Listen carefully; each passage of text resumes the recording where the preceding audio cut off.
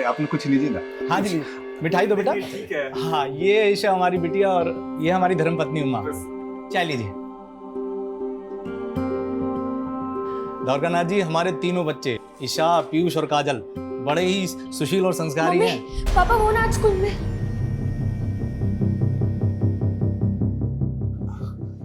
ये हमारी बेटी है काजल। काजल, सबको नमस्ते करो। हाय। अरे काजल, तेरे कपड़ों को क्या हुआ? वो हम स्कूल में खेलते वक्त गिर गए थे। जाओ कपड़े बदल के आओ। वो कहा है ना कि काजल हम तीनों में सबसे छोटी है, इसलिए सबसे ज्यादा नटखट है। वो कहते हैं ना, छोटे पैकेट में बड़ा धमाका। मम्मी, समोसा बहुत गर्म है। हमेशा गड़बड़ करती है लड़की। देखना आज फिर ताऊ जी से डांट खाएगी। डांट तो खा ली, अब हमें समोसा खाने दीजिए बड़ी मम्मी। छोड़ रख, ये ले जा। अरे रहने दीजिए वृंदा मामी, हम ले जाते हैं, ये तोड़ फोड़ देगी। हम भी आपके साथ चलते हैं। चल।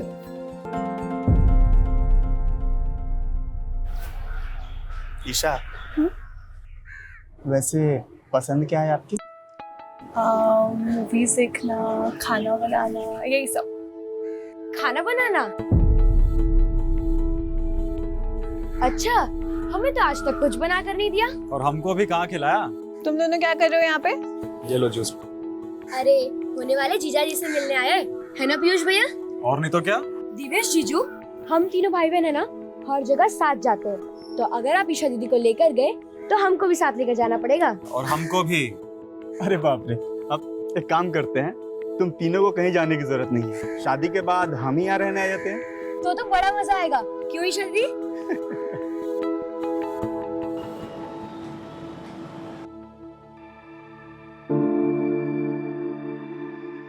अवधेश भाई, झिझक कह रहे, बोलिए ना क्या हुआ? द्वारकानाथ जी क्या बोले? अगले महीने देवेश अमेरिका जा रहा है। द्वारकानाथ जी चाहते हैं कि इसी महीने ईशा और देवेश की शादी हो जाए। नहीं जल्दी पैसों का प्रबंध कहाँ से कर पाएंगे? भैया, ईशा भी हमारी बेटी की तरह है, तो शादी का आधा खर्चा हम उठाएंगे। और कल हम शेखर से भी बात करते हैं, वो भी जरूर मदद करेगा। नहीं महेश, बाहर वालों को घर के मामले में इन्वॉल्व करने की जरूरत नहीं है। भैया बचपन का दोस्त है मेरा, वो देखिएगा वो खुशी खुशी मदद करेगा। हाँ ताऊ जी, शेखर चाचा बहुत अच्छे हैं। महेश, तूने हमारा आधा बोझ हल्का कर दिया। अरे फिर काजल की जब शादी होगी ना तब। हमारी शादी? नहीं ताऊ जी, हम शादी नहीं करेंगे, हम तो मम्मी के साथ रहेंगे।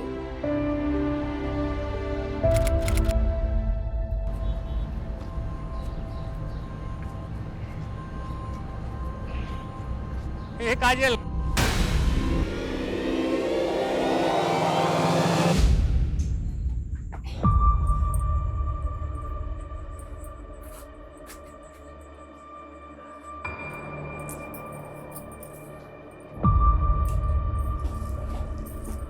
आने दो काजल को।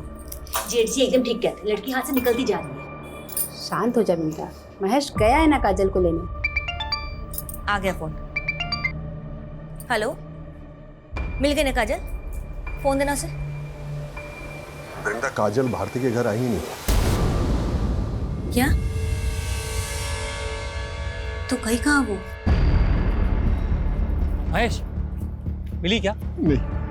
देख तू चिंता मत कर, किसी ने कुछ कह दिया होगा, यहाँ वहाँ मुंह फुला के बैठी होगी, मिल जाएगी। चल वहां ढूंढते हैं।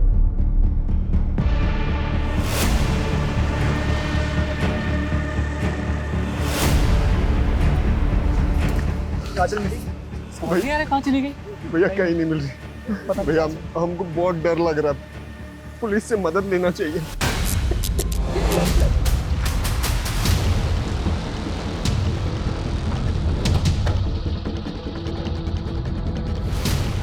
आपने आखिरी बार काजल को यहीं देखा था? जी हाँ। अरे पापा, रास्ता भूल गए क्या? हमारा घर तो उस तरफ है। बेटा भूला नहीं, बस है ना, मैं काम पूरा करके आ रहे हैं। तो हम भी आपके साथ चलते हैं और आते वक्त हम चॉकलेट ले लेंगे। बेटा तो चॉकलेट तो शंभू चाचा से ले ले, हम बस काम खत्म करके आ गए। काजल की तस्वीर सभी पुलिस स्टेशन में सर्कुलेट करो। सर, आसपास की सभी दुकानें बंद हैं। अब तो सुबह जब दुकानें खुलेंगी सभी को इन्फॉर्मेशन मिलेगी। मैं शर्मा, छोटी बच्ची का मामला सुबह तक का इंतजार नहीं कर सकती। पेट्रोलिंग टीम से कहो कि तुरंत बच्ची की तलाश शुरू करें और पास में एक नाला है वहाँ भी चेक करो। Okay sir.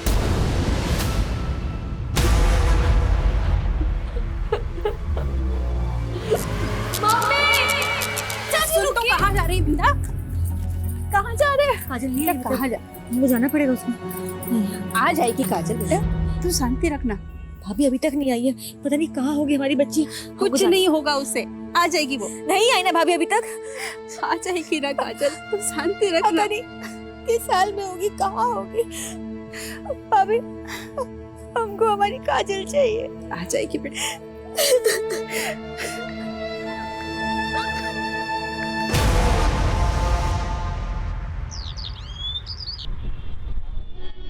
जी साहब, काजल कल शाम में दुकान पे आई थी हमारे। शंभू चाचा, हाँ बेटा, चॉकलेट। ले बेटा। अच्छा, जब वो तुम्हारी दुकान से गई तो तुमने किसी को उसके पीछे जाते हुए देखा था? कोई ऐसा जिसको देख के लगा हो कि शायद वो उसका पीछा कर रहा है? नहीं साहब। सर, इस सीसीटीवी फुटेज में काजल कैप्चर हुई है। एग्जैक्ट 6:13 पर वो इस गली से गुजरी थी और सर यहाँ से उसका घर 1 किलोमीटर की दूरी पर है। तो मतलब जो भी हुआ है वो इस 1 किलोमीटर के दायरे में हुआ है और वो 6:13 के बाद। सर, पूरा रास्ता स्कैन किया है, आसपास के लोगों से भी पूछताछ की, लेकिन 6:13 पर किसी ने भी काजल को नहीं देखा और न ही किसी शोर शराबे की आवाज़ सुनी। तो क्या ये किसी जान पहचान वाले का काम जो काजल को बहला फुसला कर अपने साथ ले गया? कोई करीबी? क्योंकि अगर ये किडनैपिंग का मामला होता तो अब तक फिरौती का कॉल आना चाहिए था।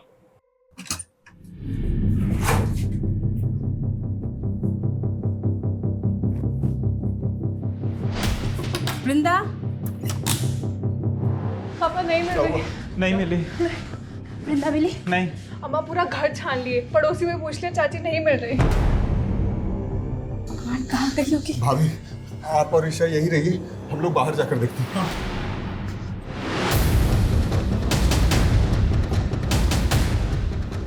महेश, क्या हुआ? शेखर, वृंदा कहीं चली गई। अरे घबराओ मत, यहीं कहीं होगी, मिल जाएगी।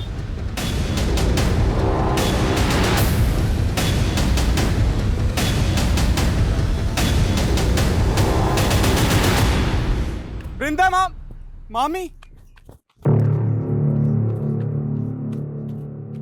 मामी, आप यहाँ क्या कर रही हैं? आ जाएगी काजल।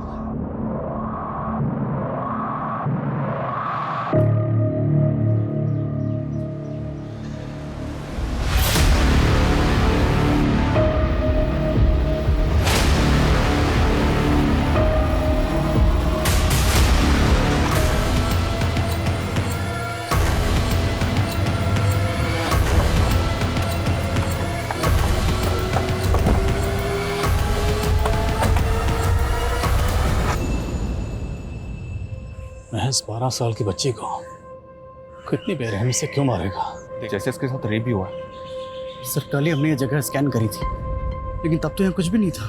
हो सकता है कोई देर रात को लाश को ठिकाने लगाने आया हो। वैशी पने की हद देखा, सिर्फ मारा नहीं किया, मारने के बाद आंखें भी निकाली गई। बड़े को पोस्टमार्टम के लिए भेजो और पूरा एरिया सील करो। बैठ सर।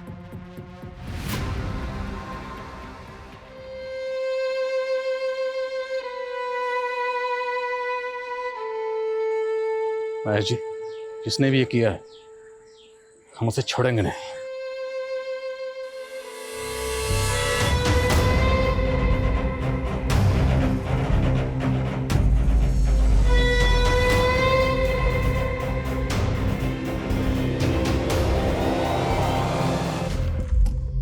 सर, काजल की पीएम रिपोर्ट। उसकी मौत गला घोटने से हुई है सर। और रेप तो नहीं हुआ सर, लेकिन टॉर्चर काफी किया गया उसे। पीठ और सीने पर जख्मों के कई सारे निशान हैं और 2 फ्रैक्चर्स भी। काजल को पहले बहुत बुरी तरह से मारा पीटा गया सर, और गला घोटने के बाद उसकी आंखें। 12 साल की मासूम बच्ची के साथ इतनी हैवानियत, और ये सोचकर ही मेरा खून खोल रहा है कि वह हैवान अभी भी आजाद घूम रहा है। शर्मा, वो हैवान मुझे किसी भी सूरत में जल्द से जल्द सलाखों के पीछे चाहिए।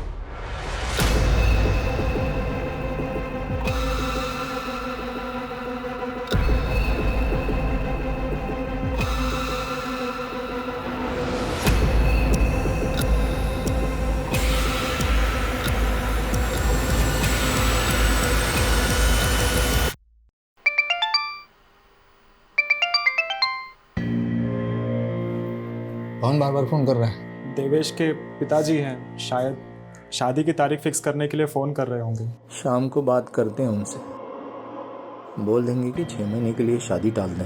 लेकिन अगर देवेश एक बार अमेरिका चला गया तो फिर पता नहीं कब लौट कर आएगा। तो क्या करें? यहाँ हमारे भाई की बेटी की जान गई है और तुमको अपनी बेटी की शादी की पड़ी है, हैं?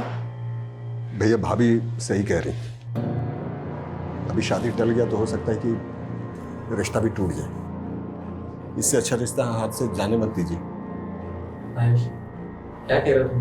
सही कह रहे, ईशा और देवेश की शादी इसी महीने होना जरूरी है।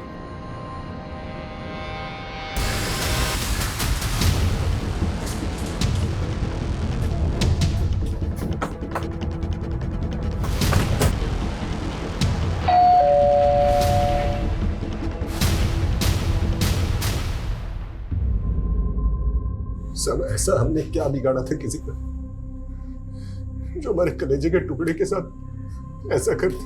महज ये नफरत और जलन किसी भी इंसान को हैवान बना सकती है। आपकी, आपकी फैमिली की किसी से कोई दुश्मनी या रंजिश? सर मुझे एक आदमी पर शक है। किस पे? राधे। कौन राधे? सर वो यहीं पास में रहता है, महेश का दूसरे रिश्तेदार भी लगता है। मानसिक रूप से थोड़ा बीमार है, बहुत ही गुस्से और अड़ियल इंसान है। तो पिछले महीने एक नेहा नाम की लड़की को उसने बहुत परेशान किया था। छोड़ दो मुझे। अगर तुम मेरे साथ नहीं खेलोगे तो मैं तुम्हें किसी के साथ खेलने नहीं देंगे। काजल, तुमने मुझे मारा, मैं तुम्हें नहीं छोड़ूंगा।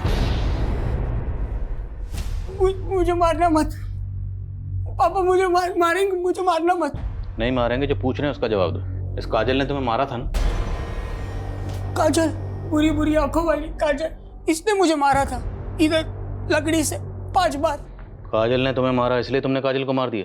शर्मानी चाहिए आपको। मेरा बेटा दिमागी तौर पे कमजोर है, इसे देखकर आपको लगता है कि वो किसी की जान ले सकता है? जानलेवा हमला तो कर ही चुका आपका बेटा कई लड़कियों पर। काजल ने तो पीटा भी था उसे, हो सकता है बदला लेने के लिए। बदला तो महेश और उसका परिवार ले रहा है हमसे साहब। अवधेश, महेश और हम दूर के रिश्तेदार हैं। पुश्तैनी जायदाद के लिए हमारा केस भी चल रहा है कोर्ट में। उसका फैसला हमारे हक में आया, उसी का बदला लेने के लिए महेश हमारे बेटे को फंसा रहा है। हाँ, लेकिन राधे की ज़हनी हालत की वजह से हमें उसकी कस्टडी नहीं मिलेगी। लेकिन सर, अगर कस्टडी नहीं मिलेगी तो इंटरोगेट कैसे करेंगे? राधे की कस्टडी हमें एक ही सूरत में मिल सकती है, या तो हमारे पास उसके खिलाफ कोई ठोस सबूत हो या फिर कुछ चश्मदीद गवाह। राधे पर हर वक्त नजर रखो और ये भी पता करो क्या महेश की फैमिली की किसी से कोई दुश्मनी थी।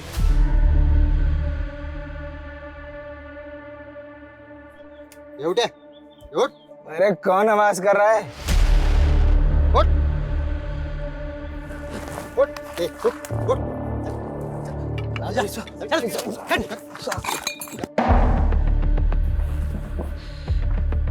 काजल जहाँ से गुजरी थी वहाँ तुम दोनों के नशा करने का अड्डा था, लेकिन काजल की मौत के बाद तुम लोगों ने अपना अड्डा बदल दिया, क्यों? ऐसा कुछ नहीं है साहब, हमें तो पता भी नहीं कि वो लड़की। वैसे क्या नाम बताया था साहब आपने? ये देखो, ये वो लड़की है काजल, ध्यान से देखो और बताओ। उस दिन मैंने इस लड़की को देखा था किसी आदमी के साथ। कौन था वो आदमी? नहीं पता ना, कौन था वो? ये दोनों टाइम वेस्ट कर रहे हैं, इनकी हड्डी पसली एक कर दो। जब तक उस आदमी का नाम याद ना आना है छोड़ना मत इनको। तो मुझे लगता है नशोड़ियों ने उठाया काजल को और अब कहानियां बना रहे हैं। मुझे राधे के ऊपर डाउट है सर। तो सवाल ये है कि काजल को अगर राधे या कोई और जबरदस्ती उठाकर लेकर गया होता तो काजल शोर तो मचाती। ऐसा कुछ हुआ ही नहीं, क्यों? हो सकता है सर पीछे से हमला किया हो अचानक। दोनों नशेड़ी पर नजर रखो और राधे से पूछताछ करते रहो, देखते के सामने आता। Right sir. और एक बात सर, हमने काजल के नेबर्स और घर वालों से तो बात की है, लेकिन काजल जिस स्कूल में पढ़ती है वहाँ पे बात नहीं की अभी तक। शर्मा, महज 12 साल की बच्ची थी, तो स्कूल में ऐसा क्या हुआ होगा जो बात मर्डर तक पहुंच जाए? जुवेनाइल क्राइम्स आजकल काफ़ी बढ़ गए हैं, इसलिए सर स्कूल क्राइम और शूटआउट बाहर के देशों में भी देखने को मिले हैं और हमारे यहाँ भी। ठीक है, बात करते हैं स्कूल में। 1 2 3 4 5 6 7। अरे रे, देखो तो बेचारी काजल गिर गई। इसे तो प्रीफेक्ट बनना था ना, चलना आता है नहीं, बनेंगे प्रीफेक्ट। तुम खुद को बुली समझते हो? हम बुली समझते नहीं है बच्चों, हम बुली हैं। स्कूल में सब डरते हैं हमसे। गुड मॉर्निंग सीना sir. Good morning sir, good morning. देखा कैसे डर गया ना। दोबारा हमें यहाँ हमारे दोस्तों को तंग मत करना, वरना सच में प्रिंसिपल सर को बता देंगे। फिर ना ही तुम प्रीफेक्ट रहोगे और ना ही स्कूल में। उस दिन के बाद से आकाश उसके पीछे पड़ गया था और एक दिन तो उसने हद ही कर दी। अब पड़ी रहे इधर ही।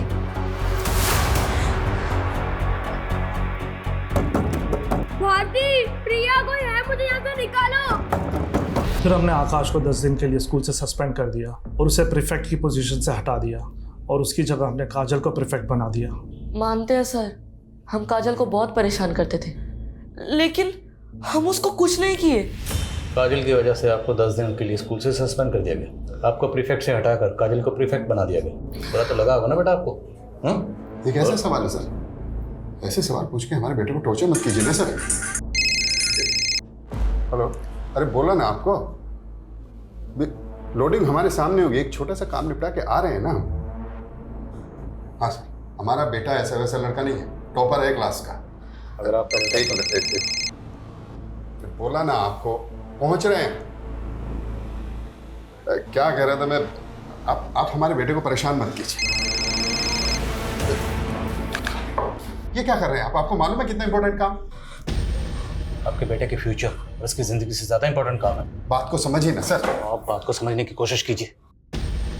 जो लड़की मरी है ना, उसकी जिंदगी भी इंपॉर्टेंट थी। उसका कत्ल हुआ और उसके कातिल को ढूंढना हमारा काम है, और ये काम सबसे ज्यादा इंपॉर्टेंट है। सर आप जो पूछना चाहते हैं पूछिए। हमें पूरा भरोसा है हमारे बेटे ने कुछ नहीं किया। हाँ ठीक है, उसको पकड़ के रखो। नमस्कार सर। मैं तुम्हें फ़ोन करता हूँ। हाँ, कत्ल का कुछ पता चला? हमारे पास रोज़ बहुत सारे केसेस आते हैं, इंसानों की गुमशुदगी के, हत्या के, अपहरण के। अब क्या करें, हम उन केसेस पे ध्यान दें या पूरा का पूरा पुलिस महकमा तुम्हारे गाय के हत्यारों के पीछे लगा दें? बोलो क्या करें?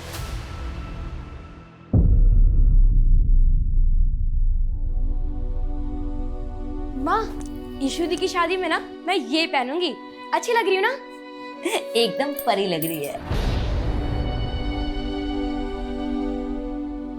वृंदा, भाभी साड़ी दी है आज पूजा में पहनने के लिए।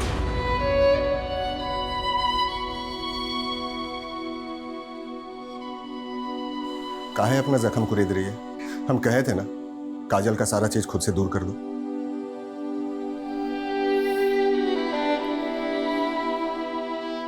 वृंदा, ईशा भी हमारी बेटी है और 10 दिन के बाद उसकी शादी है, तो ये मातम छोड़ो और शादी की तैयारी के लिए भाभी का हाथ बटाओ।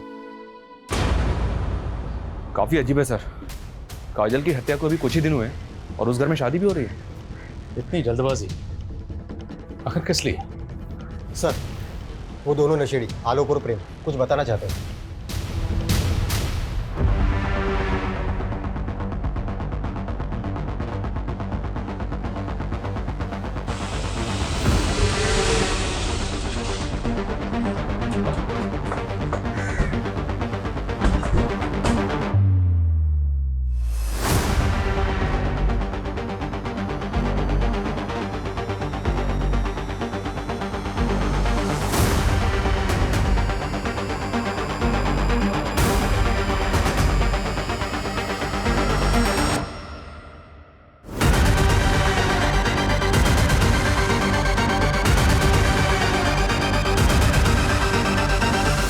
चलें शेखर? शेखर? सर, क्या शेखर ने काजल को मारा? नहीं सर, हम नहीं मान सकते सर। देखिए, हमें 2 चश्मदीद गवाह मिले जिन्होंने उस रात काजल को शेखर के साथ जाते हुए देखा था। लेकिन सर, शेखर हमारा बचपन का दोस्त है सर। हाँ, मैं मिला था उस शाम काजल से। काजल कहाँ भटक रही है? भूतनी तो भटकेगी और क्या करेगी? अच्छा ये बताए, भूतनी गोलगप्पे खाएगी? तो चल मेरे साथ। फिर तुम काजल को अपने साथ ले गए उसे मारा पीटा, उसका गला दबाया और उसकी आंखें निकाल ली। इतनी घटिया हरकत, तुम जैसे इंसान को तो जीने का भी हक नहीं। हाँ सर, सही कहा आपने, मुझे जीने का कोई हक नहीं। मुझे फांसी दे दीजिए सर। ये ड्रामा बंद कर, ये बोल कि काजल को क्यों मारा, कहाँ मारा और कैसे मारा, वरना मार मार के उगलवाएंगे। मारिए सर मुझे, मारिए सर मुझे। मैं इसी लायक हूँ, मैं इसी लायक हूँ सर।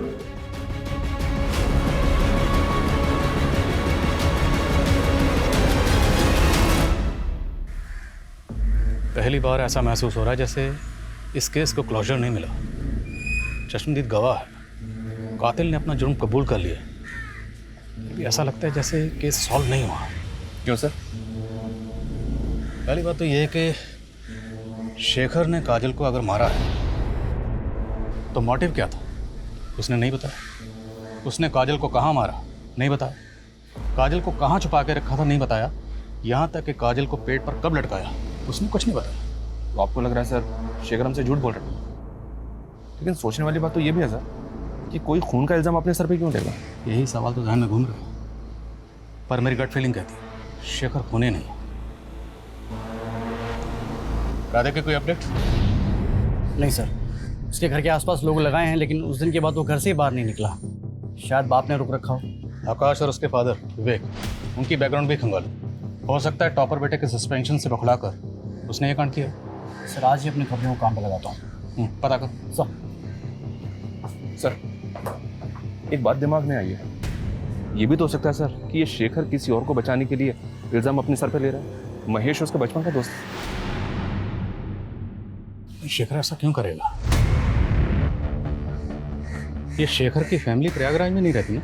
नहीं सर, 10वीं के बाद मुंबई शिफ्ट हो गया था, लेकिन 3 साल पहले अचानक वापस आ गया और अकेला ही रह रहा है। मुद्दा तो यही है कि शेखर आखिर किसी और के खून का इल्ज़ाम अपने सर क्यों ले रहा है। अब अगर हमें यह जानना है तो हमें शेखर की ज़िंदगी की किताब के पन्नों को पीछे की ओर पलटना होगा। आज ही मुंबई के लिए रवाना हो और पता करो शेखर का गुजरा हुआ कल। Okay sir.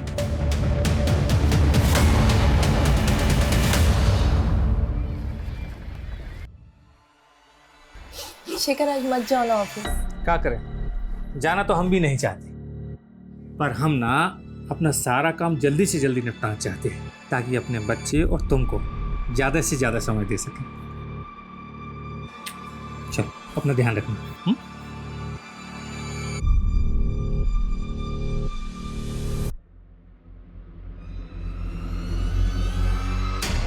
सर पता नहीं कैसे हुआ, मैं जब घर के अंदर गया सारा सामान बिखरा हुआ था और मेरी बीवी तृप्ति वो भी कहीं नहीं थी। सर बाहर निकल के सब लोगों से पूछा पर किसी ने कुछ नहीं बताया।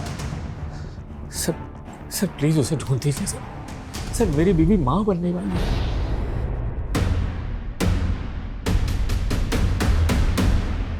क्या शेखर पर उसकी बीवी की मौत का चार्ज लगा था? जी सर, शेखर 1 साल तक जेल में था, डिप्रेशन में चला गया था। फिर जब कोई सबूत या गवाह नहीं मिला तो उसे छोड़ दिया गया। और दोनों मियाँ बीवी के बीच अनबन की वजह क्या थी? वो पता नहीं चला। उसकी बीवी तृप्ति मिली?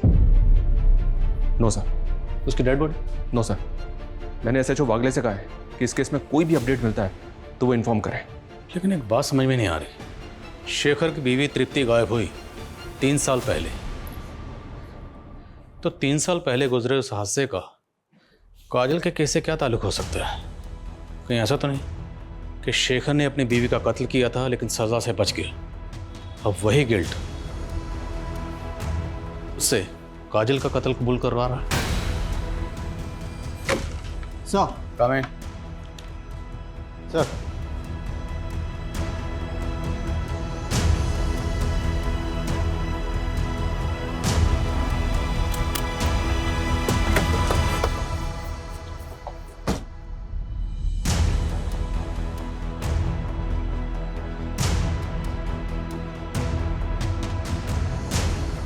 माफ़ी चाहते साहब आपको तकलीफ देने के लिए। दरअसल हम नहीं चाहते कि ये बात फैले और हमारी बच्ची किसी मुसीबत में फंस जाए। बेफिक्र रहिए, कुछ नहीं होगा। बोलो भारती, क्या बताना चाहती हो? बोलो बेटा।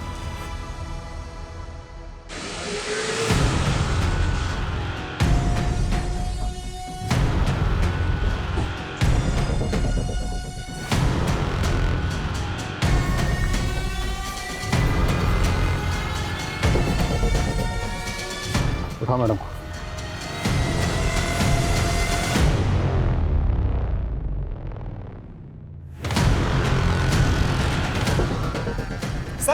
सर हमने क्या किया सर? सर हमने कुछ नहीं किया सर। ये क्या कर रहे हैं साहब? हमारे बच्चे हैं साहब। इन्होंने क्या किया?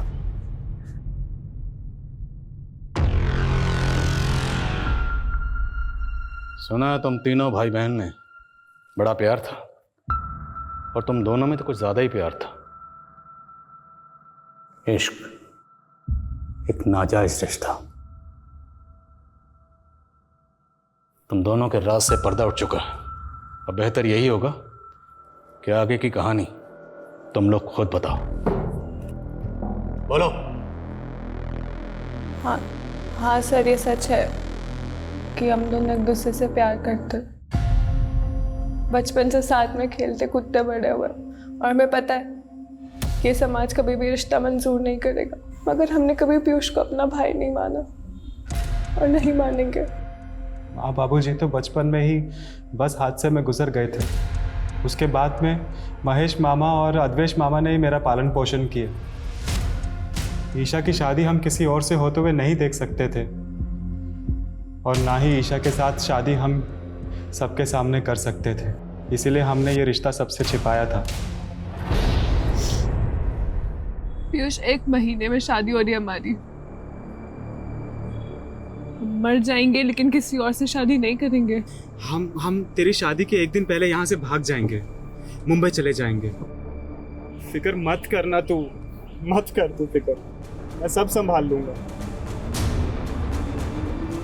ईशा दीदी, पीयूष भैया। अगर काजल इसके बारे में पूरे परिवार को बता देती तो तुम दोनों के भागने का प्लान चौपट हो जाता। उस दिन तुम काजल को भारती के घर के बाहर मिले थे। झूठ तो बोलना मत, क्योंकि भारती हमें सब कुछ पहले ही बता चुकी है। हाँ, ये बात सच है सर। हम जानते हैं हमसे बहुत बड़ी गलती हो गई है। ईशा को भी समझ में आ गया है। हमने भागने का प्लान भी कैंसिल कर दिया है। सच्ची, सब कुछ वैसा ही चलेगा जैसा कि घर वाले चाहते हैं। तुम समझ रही हो ना हम क्या कह रहे हैं? तुम किसी को बताओगे तो नहीं? ठीक है भैया, हम किसी को नहीं बताएंगे, पर आप अपना वादा तो नहीं तोड़ोगे ना? नहीं, पक्का वाला प्रॉमिस। ठीक है। काजल ने वादा किया था कि वो किसी को कुछ नहीं बताएगी। हमने भरोसा किया था उस पर उसने तुम्हारे विश्वास को तोड़ दिया। उसने अपनी दोस्त भारती को सब कुछ बता दिया था। तुम काजल को मिले, अब उसे अपने साथ ले गए, उसे मारा पीटा, उसकी आंखें निकालने, उसका गला दबाया। नहीं सर, ये बिल्कुल झूठ है सर। हमने काजल को नहीं मारा। इसी भतीजी की शादी के लिए मरे जा रहे थे ना आप? हाँ, अपनी बेटी के शौक से ज्यादा आपको उसकी शादी की पड़ी थी। ईशा और पीयूष के साथ साथ आप भी मेरी बेटी की मौत के जिम्मेदार हैं।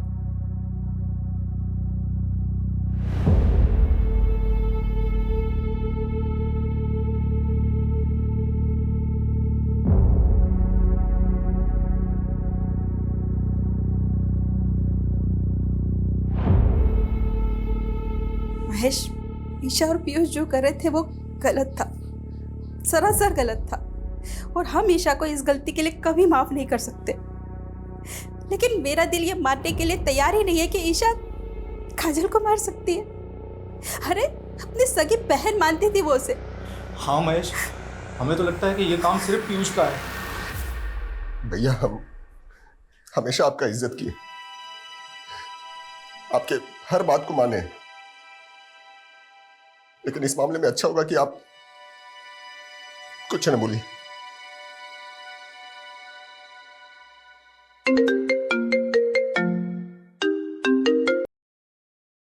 हाँ वागले, बोलो। क्या शेखर की बीवी तृप्ति जिंदा है? जी सर, ऐसे जो वागले ने ढूंढ निकाला। शर्मा, तुरंत मुंबई के लिए निकलो।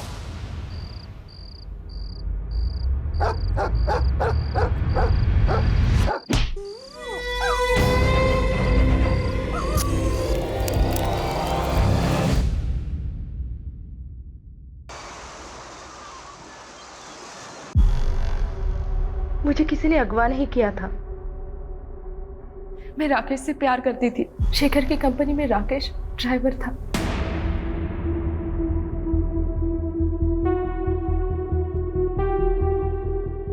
और मैं मैं शेखर को छोड़ना चाहती थी, इसीलिए ये हम दोनों का प्लान था। अपनी आजादी के लिए तुमने एक बेकसूर को फंसा दिया। इससे तो अच्छा होता कि तुम उससे साफ साफ बात कर लेते, डिवोर्स दे देते। मेरे फैमिली वाले मुझे डिवोर्स लेने नहीं देते, पर तब मैंने ये नहीं सोचा था कि शेखर मेरे खून के इल्जाम में जेल चला जाएगा। पर एक तरह से मैंने भी सजा भुगती। कैसी सजा? शेखर से अलग होने के बाद मैं कभी खुश नहीं रह पाई। मेरा बच्चा भी मरा हुआ पैदा हुआ। शेखर भी डिप्रेशन में था और अभी भी जेल में बंद है वो। एक बच्ची के खून का इल्जाम है उसके सर पे। सब शेखर कभी खून नहीं कर सकता। वो तो बहुत नेक इंसान है। मैं ही बेवकूफ थी जो उसको समझ नहीं पाई।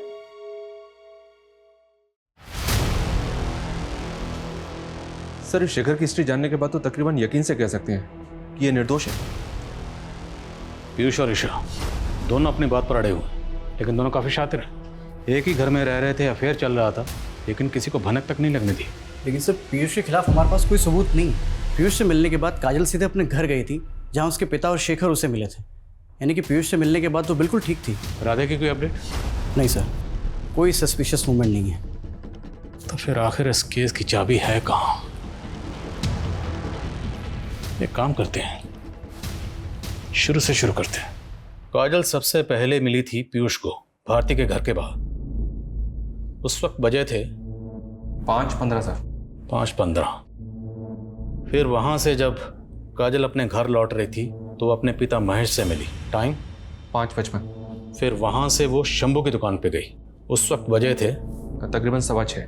6:15 और 6:30 बजे उसे शेखर मिला और वहां पर आलोक और प्रेम भी मौजूद थे उस वक्त। और उसके बाद से 36 घंटे के लिए काजल गायब थी और 36 घंटे बाद उसे सबसे पहले देखा उसकी माँ ने, जब उसकी लाश पेड़ पर लटकी हुई थी। इसका मतलब सर, इन 36 घंटों में काजल कहाँ थी, हमें सबसे पहले ये पता करना होगा। और सर, वो लड़का राधे जिसको काजल ने पीटा था, और स्कूल का वो लड़का आकाश, उसका फादर विवेक। सस्पेक्ट बहुत है हमारे सामने, पर इन सस्पेक्ट्स में से कातिल कौन है?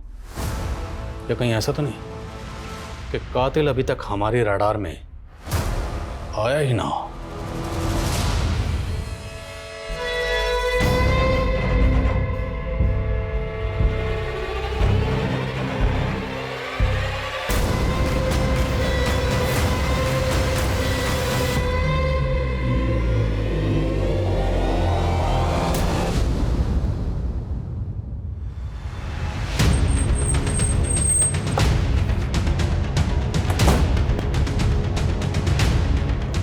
जय हिंद सर।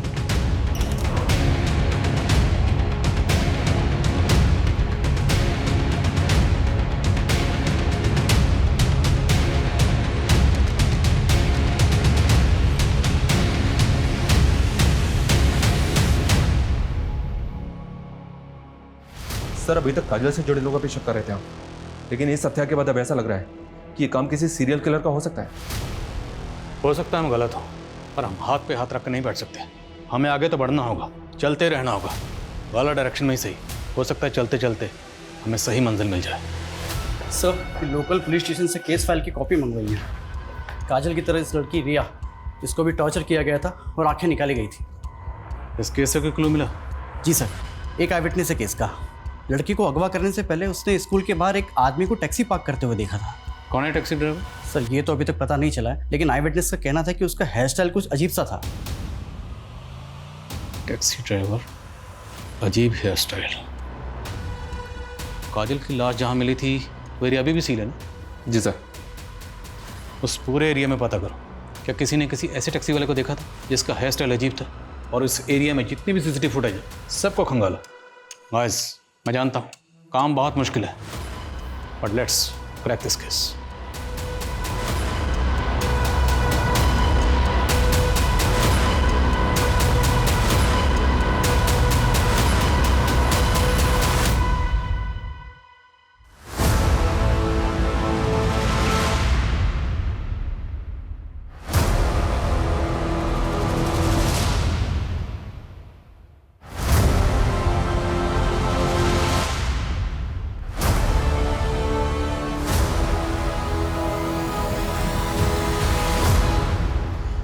टायर मार्क्स की तरफ हमने कभी ध्यान ही नहीं दिया। सर ये एरिया कभी से सील है, ये सब पहले क्यों हो गया? एक्सपर्ट को बुलवा, पता लगवाओ कि टायर मार्क्स किस व्हीकल के हैं। अब इस केस में रोशनी अंधेरे में तीर चलाने से ही होगी।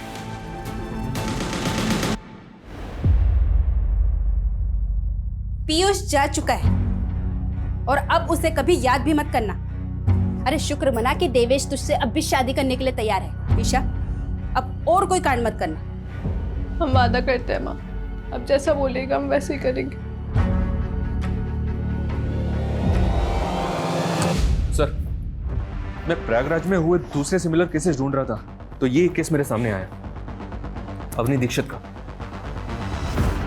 काजल, रिया और अवनी, तीनों केसेस में विक्टिम को पहले टॉर्चर किया गया, उसके बाद उनकी आंखें निकाली गई। और सर इन तीनों में से किसी का भी रेप नहीं हुआ।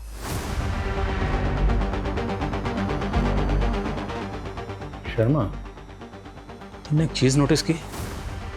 इन तीनों विक्टिम्स में एक चीज कॉमन है। क्या सर? तीनों की आंखें भूरी हैं। अवनी दीक्षित केस में विक्टिम के आसपास कोई टैक्सी वाला नजर आया था? नो सर, अभी तक कोई भी आई विटनेस सामने नहीं आया। सर सर काजल मर्डर क्राइम सीन में मुझे जो टायर मार्क्स मिले थे वो एक 3 व्हीलर ऑटो रिक्शा है। एक्सपर्ट के मुताबिक वो टायर मार्क्स कम से कम 15 दिन पुराने हैं। 15 दिन यानी लगभग उसी समय जब हमें काजल की लाश मिली थी। मतलब हम सही ट्रैक पे हैं। उसी रिक्शा में काजल की लाश को लाया गया होगा। लेकिन सर आई विटनेस ने रिया के केस में जिस ड्राइवर को देखा था वो टैक्सी चला रहा था। Sharma, let's keep it simple. हम एक ऐसे ड्राइवर को ढूंढ रहे हैं जिसका हेयर स्टाइल अजीब है, फिर वो चाहे रिक्शा चलाता हो टैक्सी चलाता हो, कोई फर्क नहीं पड़ता। पूरी टीम को काम पे लगाओ। जब तक ये बंदा मिल नहीं जाता कोई घर नहीं जाएगा।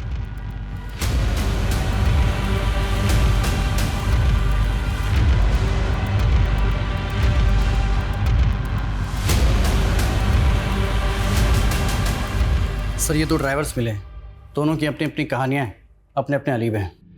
1 मिनट सर, ये आदमी, इसको तो देखा है मैंने सर। कौन है ये तो वही ड्राइवर है सर जिसके साथ शेखर की बीवी तृप्ति भागी थी।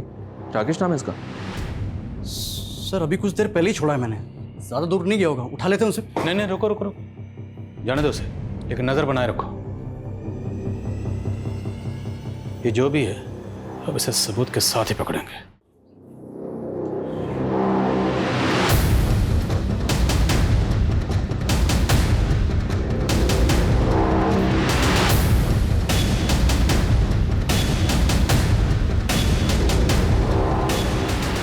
हेलो, हाँ मैं घर के बाहर वेट कर रहा हूँ।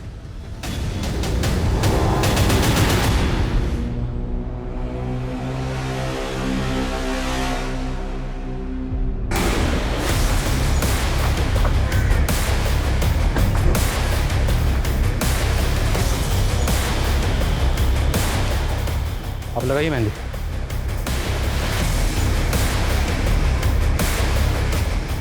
तो केदार जी, राकेश को जानते हैं ना? इतनी जल्दी भूल गए? अभी तो मिले थे गली, अच्छी याद आया, लेके जाओ।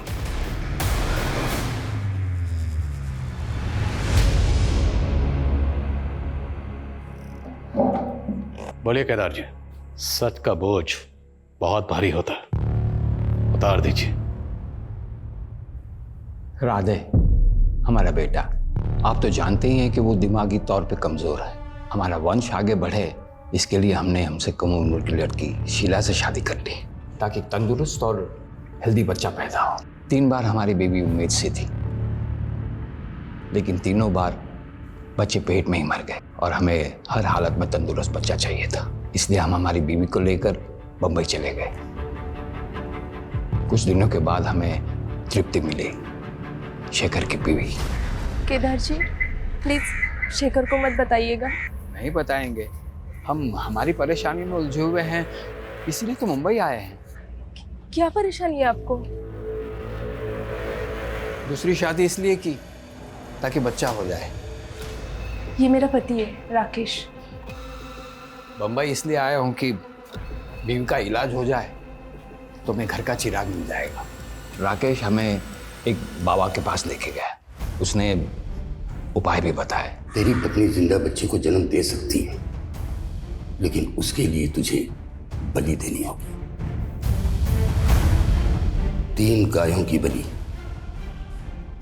10 कुत्तों की बलि और 3 भूरी आंखों वाली लड़कियों की बलि देने के लिए कहा। राकेश ने कहा कि गाय और कुत्ते की बलि तो वो खुद दे देगा। जानवर को मारना इतना मुश्किल नहीं, लेकिन इंसान को। काजल को कैसे चुना? किस्मत ने साथ दिया साहब। मेरी बीवी का पहला पति शेखर भी वहीं रहता था, काजल को अच्छे से जानता था। हमने उस रात काजल को रोका और उसे बताया कि तुम्हारे शेखर चाचा की खोई हुई बीवी मिल गई है। शेखर चाचा की बीवी? आप उन्हें जानते हो अंकल? हाँ बेटा, अच्छी तरह से। उनकी फोटो भी है मेरे पास, ये देखो। अभी कहाँ है वो? चलो मेरे साथ, मिलवाता हूँ उनसे। तृप्ति चाची कहाँ है? है ना कत्थई आंखें, जैसी चाहिए थी। काजल के बाद 2 लड़कियां और उठाई इसने, और उनको भी काजल की तरह ही मारकर पेड़ पर लटका दिया, ताकि लोगों को लगे कि ये किसी सीरियल किलर का काम है। उस ढोंगी बाबा को मुंबई में अरेस्ट कर लिया सर, और उसने सब कबूल भी कर लिया। सर कोई सोच भी नहीं सकता था केदार एक बच्चा पाने के लिए इतना घिनौना जुर्म करवाएगा। अंधविश्वास और लालच का मेल बड़ा खतरनाक होता है। केदार को हर हालत में अपनी संतान चाहिए थी। इसी लालच में वो ये खतरनाक खेल खेल रहा था, जिसमें उसका साथ वो सरफिरा राकेश दे रहा था, और जिसका फायदा उस ढोंगी बाबा ने भी उठाया। अफसोस सिर्फ इस बात का है, इस खेल में उन 3 मासूम बच्चियों ने बिना वजह अपनी जान गंवा दी। और शेखर, जो बेकसूर होने के बावजूद अपनी बीवी तृप्ति के केस में आरोपी बना, पूरी तरह से टूट चुका था। जब काजल के केस में सस्पेक्ट बना तो उसने खून का इल्जाम अपने सर पर ले लिया। तो अच्छा हुआ कि वक्त रहते हम असली कातिल तक पहुंच गए और एक बेकसूर को फिर से बलि पर चढ़ने से बचा लिया।